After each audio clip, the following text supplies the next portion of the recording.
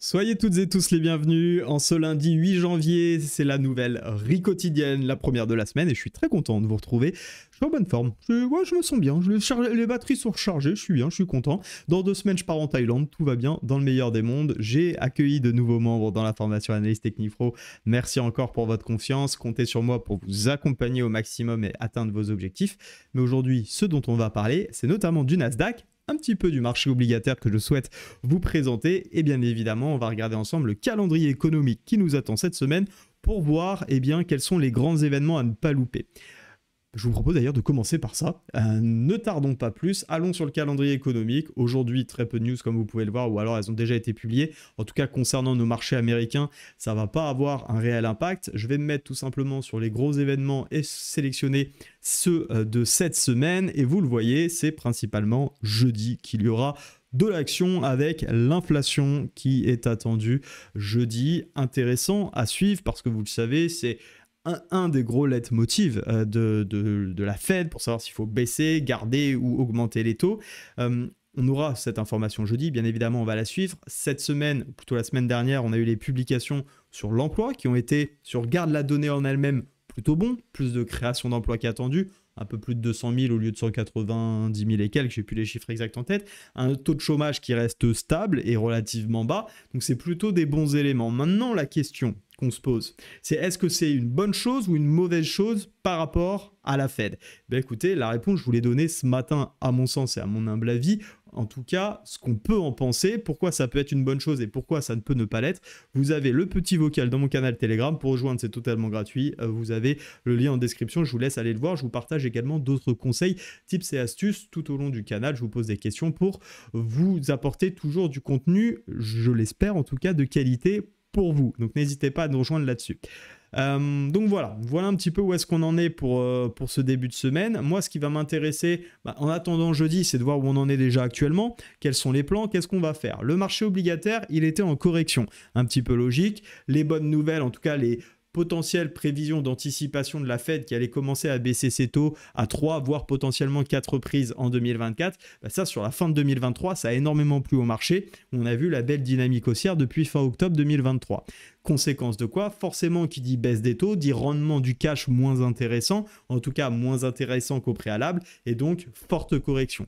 Maintenant, on l'a entendu, Jérôme Powell a annoncé que finalement, ça serait peut-être pas pour tout de suite, qu'il allait regarder les indicateurs économiques et donc l'inflation et l'emploi en question pour voir si effectivement ça valait le coup de commencer à baisser en mars ou pas. Est-ce que finalement on prend de bonnes directions? Je vous rappelle que l'objectif de la Fed, c'est de ramener l'inflation à 2%. On est à 3 ou 3 points, quelque chose comme ça actuellement. Donc oui, ça grandit, galope moins vite que ce qu'on a pu avoir ces derniers mois, voire cette dernière année, mais ça n'empêche que ça va encore trop vite. Et donc, pour le moment, tant que ça redescend pas suffisamment bas, la Fed a toujours la latitude en réalité pour maintenir à minima ses taux. Ça serait plutôt... c'est le cas de le dire, plutôt l'option que j'envisagerais, voire pourquoi pas, si vraiment catastrophe, réaugmenter ses taux, parce que vu que l'emploi en plus se porte plutôt bien, finalement on aurait la latitude pour le faire, et ça bien évidemment ça ne plairait pas trop au marché. Et donc dans cette phase un petit peu d'indécision où on ne sait pas trop où on va après un bel optimisme de fin d'année, finalement le marché obligataire lui reprend de l'espoir, puisque comme on a moins de croyance dans une baisse en mars 2024 de la première baisse des taux, fin décembre 2023, on était 90% des spéculateurs, investisseurs, opérateurs qui pensaient à une première baisse des taux en mars, ils ne sont plus que 64% ce matin par rapport à l'indicateur de prévision de FedWatch, je crois.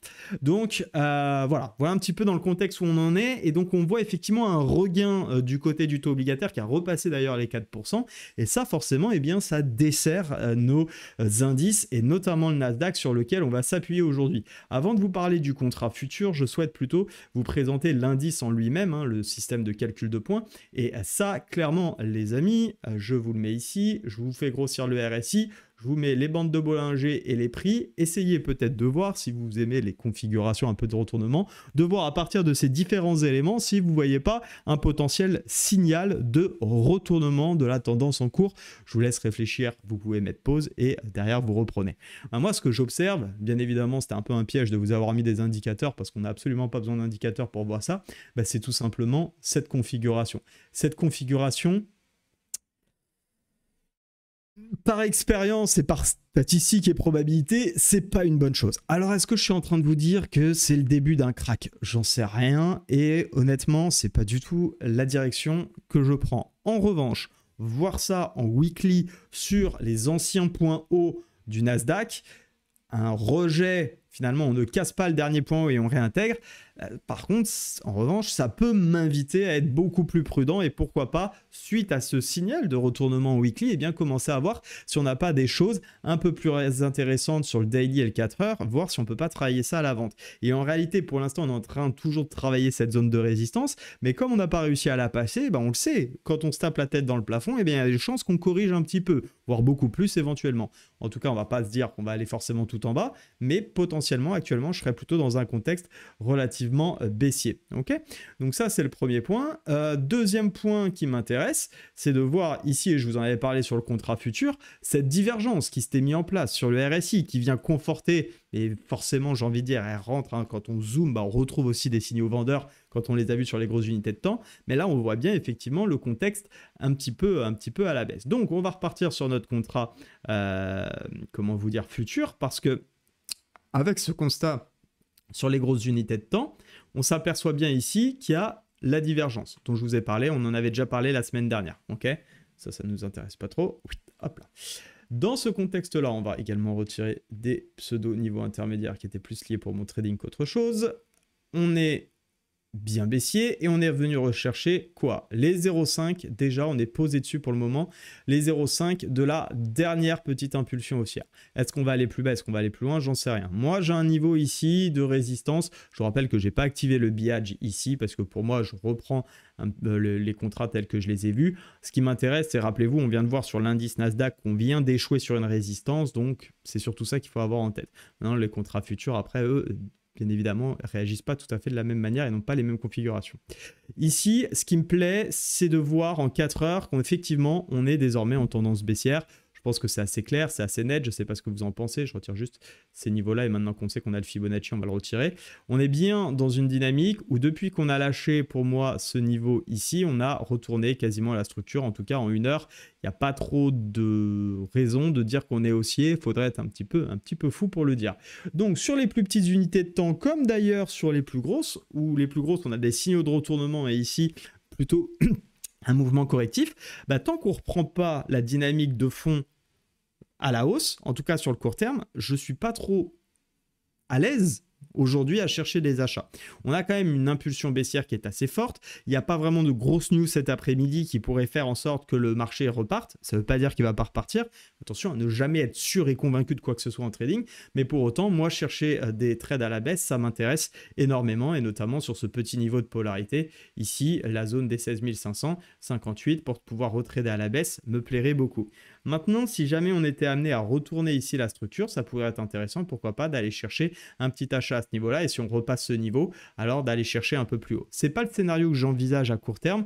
J'attendrai un peu plus de configuration. Pour moi, je reste face plutôt à cette divergence daily que j'ai en tête et également le retournement, la configuration de retournement weekly sur laquelle j'ai plutôt envie d'appuyer tant que j'ai pas de signaux de retournement dans l'autre sens. Et je pense que si ça doit corriger, ça corrigera un peu plus que cette simple configuration.